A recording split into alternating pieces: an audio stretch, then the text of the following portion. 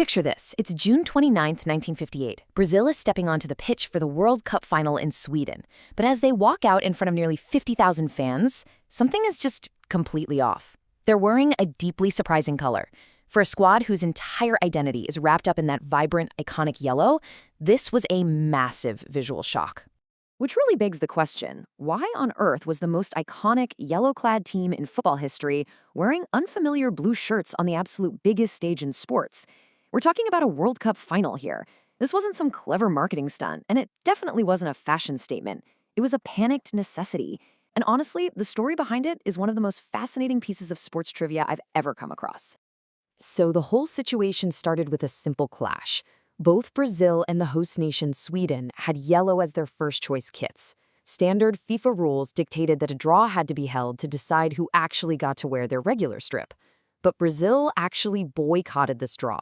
Yeah, they just refused to participate.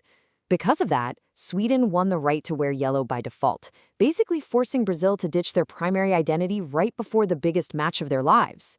Now, your immediate thought is probably, well, why didn't Brazil just wear their backup white kits? I mean, every team has an away kit, right? Normally, you just throw on your secondary shirts and get on with it. But for Brazil in 1958, white was entirely out of the question. No way. It wasn't a stylistic preference. It was a matter of deep, genuine psychological fear. To really get this, we have to look back at a serious national trauma. 8 years prior, in 1950, Brazil hosted the World Cup. They played the decisive match against Uruguay in front of an absolutely packed Maracanã stadium in Rio, wearing white. And, well, they lost. It was this devastating national tragedy dubbed the Maracanazo. Fast forward through a disappointing sixth-place finish in 1954, and the trauma of 1950 was still so incredibly fresh.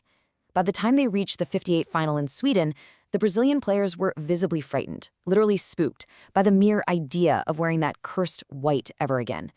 The psychological block was absolute. They desperately needed a new color. So with yellow taken and white officially cursed, the Brazilian staff had to scramble. Their master plan? 22 plain, off-the-rack blue t-shirts. I'm not kidding. They rushed out to local shops in Sweden at the absolute last minute and bought basic blue shirts. It is almost comical when you think about it. The management of a World Cup finalist sprinting through a random Swedish town, frantically hunting for matching shirts in a color they just hoped would bring them some luck. But snagging plain shirts was only half the battle, right? Because these weren't official kits, staff members had to literally sit down and painstakingly hand-sew the Brazilian emblem onto the fabric of these basic t-shirts so the squad could officially take the field.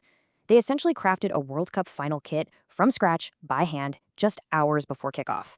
Talk about a DIY project. And the contrast here is just wild when you realize the sheer level of talent wearing these stitched-together shirts. I mean, this wasn't just any team. They were running this revolutionary, highly attacking 4-2-4 system.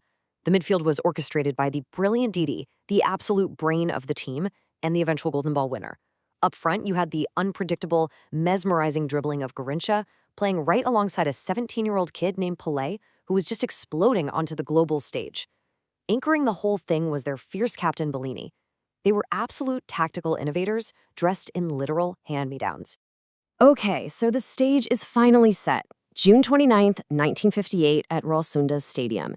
Beyond the sheer drama of the makeshift jerseys, history was already being made before the referee even blew the whistle. This was the very first World Cup final ever to be disputed between a European team and a team from the Americas. You can only imagine the tension. Could Brazil overcome their past trauma, not to mention their chaotic wardrobe malfunction, to take down the host nation? Well, things definitely didn't start out the way Brazil drew it up. Sweden actually struck first, scoring in just 4 minutes with a brilliant finish by their captain, Niels Lidholm. Now, imagine the absolute panic that could have set in for Brazil right then. Here we go again, right? But they didn't crumble like they did in 1950. Not even close. Instead, they reacted with total confidence and went on to completely dominate the game, cruising to a stunning 5-2 victory. The creative genius Garrincha got right to work, setting up Vavá for 2 quick goals in the 9th and 32nd minutes. That completely flipped the script before halftime. And then, the young Pele just completely took over. His first goal was absolutely breathtaking. He controls the ball inside the penalty area, nonchalantly chips it over a Swedish defender, and just smashes it past a helpless goalkeeper. Zagallo added another one, and Pele bookended the whole performance with a header in the 90th minute. This match wasn't just a solid win, it was a monumental, record-shattering event that football fans still talk about today. First off, it produced the most goals ever in a World Cup final, 7 in total. It cemented Pelé in the history books forever as the youngest goal scorer in World Cup final history at just 17 years old and 249 days old. And in a crazy twist, it also featured the oldest final goal scorer, Sweden's Lidholm. But perhaps most importantly for the global game, it marked the very first time a non-European nation won a World Cup staged in Europe. The reaction back home in Brazil, absolutely monumental. The newspaper Ultima Hora captured the vibe perfectly. They wrote about how grown men finally lost the shame to mourn their own happiness, saying, "We admit that this scratch deserves them tears for the soccer which was the most beautiful mortal eyes have ever seen, because it is a joy to be Brazilian, friends." That victory completely, definitively erased the crushing trauma of 1950. It brought this immense sense of pride, proving once and for all that their rhythmic, improvised style of football wasn't a weakness, it was a world-beating superpower. And really, the legacy born that day in Stockholm completely changed the landscape of global sports forever. Brazil didn't just lift a trophy, they set a wildly high standard of excellence and flair that the rest of the world would literally spend decades trying to catch up to. Think about the domino effect here. This tournament launched Pelé into undisputed global superstardom.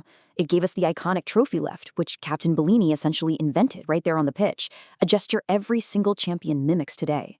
It kicked off a historic Brazilian dynasty, with the squad winning it all again in 1962 and 1970. And, bringing it right back to where we started, those makeshift blue shirts, the ones bought in a complete panic and sewn by hand, they were permanently adopted. They became Brazil's official, highly revered, and undeniably lucky alternate kit. So, wrapping up this explainer, I want to leave you with this thought. How incredible is it that a frantic, last-minute wardrobe fix, born entirely out of the fear of a white shirt, ended up symbolizing the birth of the greatest football dynasty in history? Sometimes the most improvised, chaotic solutions end up becoming our greatest legends.